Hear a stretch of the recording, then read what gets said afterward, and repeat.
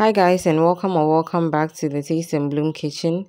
Today we are making savory oven baked chips. These snacks are a must try, especially during this festive season. So come with me.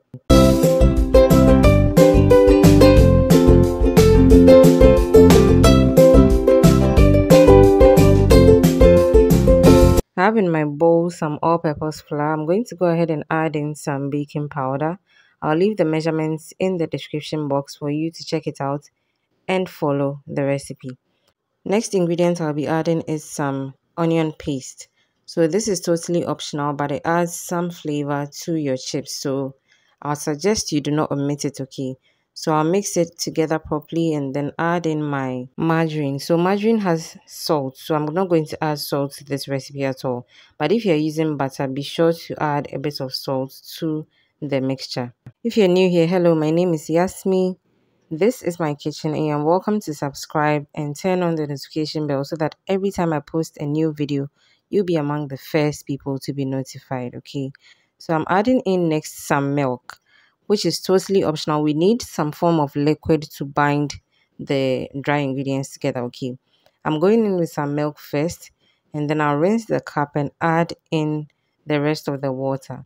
So make sure you're not going to end up with a very sticky dough. So you can add the liquid in bits by bits.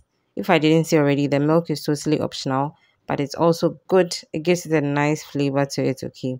I'll keep bringing the dough together till it forms a nice ball. So I'm not looking to get in a sticky dough, but I'm also not looking to get a dry dough. Let me take this breather to say a big thank you to my amazing returning subscribers. You guys have been great.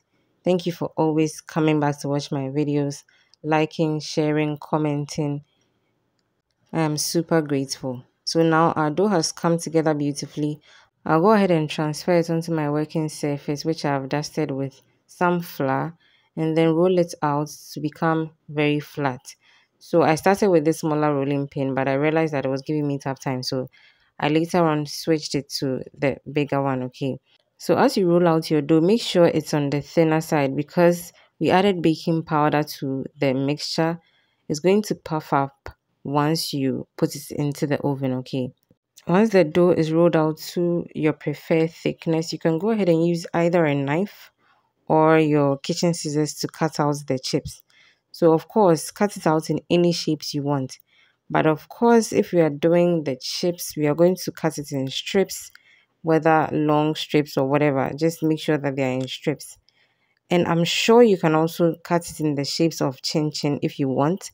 It also makes it a very nice square or cube shape if you want. So as you can see, I started cutting mine with the knife. I'm gauging it in such a way that they're almost the same size, okay? But you can use a pizza cutter. Like I said before, you can use kitchen scissors. And I think that one is even faster. But when I was filming the video, wahala for my house, I couldn't find my scissors, okay? So I just decided to go with a knife. And of course, it wasn't that bad. So once it was done, I arranged the chips on my baking tray, okay? And then it went into the oven for 30 minutes and baked at 150 degrees Celsius. So every oven is different, of course. And again, you can also use the air fryer if you have the right settings, but make sure not to put it too high because the likelihood of it burning is very high. So once my chips come out, they're looking very crunchy and good.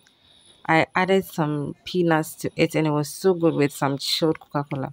Be sure to try this recipe and then come back and thank me, okay?